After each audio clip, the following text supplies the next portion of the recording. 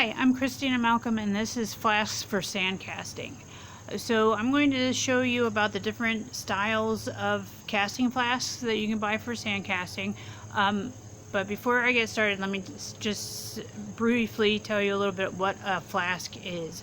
A flask is what's going to hold your casting sand when you do your sand casting. So usually you're going to buy like a Delft casting sand, and you need a frame to build your mold in to hold the sand. So the flask is the frame that's holding the casting sand. These are two-part molds, so each mold is going to have half, and then they both come together to make the mold.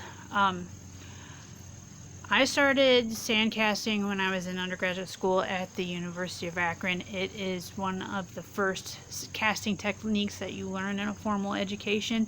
I have recently had the honor of teaching sand casting, so I've got a little bit of experience with this. Plus I really enjoy the process, and I do it in my own work. So I'd like to show you some pitfalls and some benefits of the different types of flasks. Okay, so the different styles you can have are horizontal flasks, where you're pouring your metal in from the top, and you have two halves that come together like this. Then you also have vertical flasks, which you pour your metal in from the top this direction, but your two halves come together like this.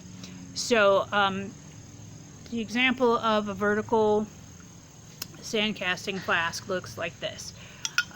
This is a cast iron sand casting flask. A drawback to this mold is that they're a little bit difficult to come across.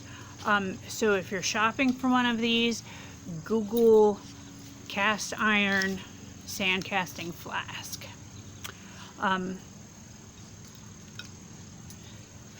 Some of the drawbacks to this style is that you can see it's really huge. This takes a long time to build up the sand in this area, and it takes a lot of sand.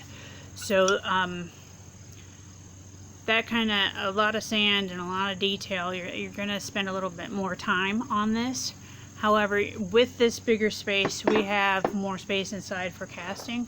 So this is enough casting space. You can make an entire cuff bracelet in this space. You can make a bangle bracelet in this space. You can also do 3 rings stacked up in this space. So this is a very versatile mold. Also, you can tell that the pouring cup is built in right here. So your metal would come shooting in the top right there, and then it pours directly into your mold. Gravity works for you, and it's going to gravity feed all of the negative space in your mold.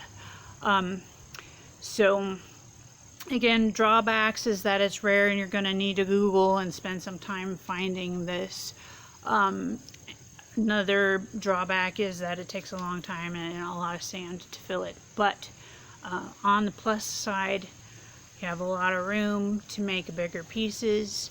The registration is always going to be correct, because you can see the male half. These are called a cope and a drag. This registration is always going to line up, because these pins are going to go in these holes, and there will never be any problem with your mold not lining up correctly when you go to pour. So registration is really big for me, because with the other style I have problems with getting it lined up perfectly. So this is my favorite. On the other hand, we have this style. Oops, this way. This is the horizontal style, where you're going to be carving your pouring cup into the top of this mold and pouring your metal in this way. And then you have 2 halves of your mold here like this. Positives on this one is that it's small, it's going to be fast to build, and they're easy to find. Rio carries this style, Rio Grande. Negative for this style is that they're really hard to get the registration for me. There is no really 100% accurate way. Let me see if I can find where this is. So okay, there's a hash mark, and then there's the other one. So that's the only registration that you have. So if you're a tiny bit off, then your halves aren't going to line up exactly right. And that could be really detrimental if you're making a ring, because that will affect the size. Alright, so also another drawback with this style is that since you're building the pouring cup into the top, you'd be filling this half with casting sand, carving your funnel into the top of this for the pouring cup, and then as you're pouring it, you're pouring the molten metal in, and then your metal has to take a 90-degree turn to fill your mold. To me, that's very inefficient because you're losing, your metal's cooling down as it's turning the corner. So it's not a really good use of your molten metal's potential, because in the other style it's just going to shoot down and gravity is going to work with you to fill that mold. But with this style, it's really going to be more work to fill the mold, because the metal has to go down and take a corner and cool down and lose momentum while it's doing that to fill your mold. So it is about a fraction of the cost. But again, if cost is an issue, or maybe I didn't say this yet, but there's no reason why you can't use 2 tin cans from tuna fish halves. So if you, that's $4 for about the same thing that this is.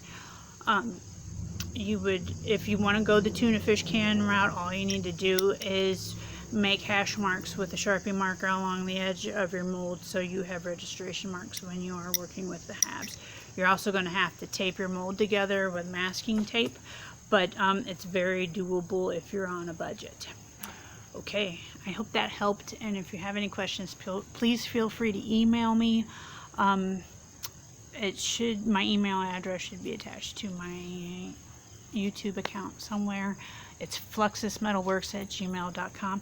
Thanks for joining me, and if you're interested in metalsmithing and you would like some tips on anything, leave a comment and I'll try to make a little tip video for you. Okay, thanks for joining me. Bye.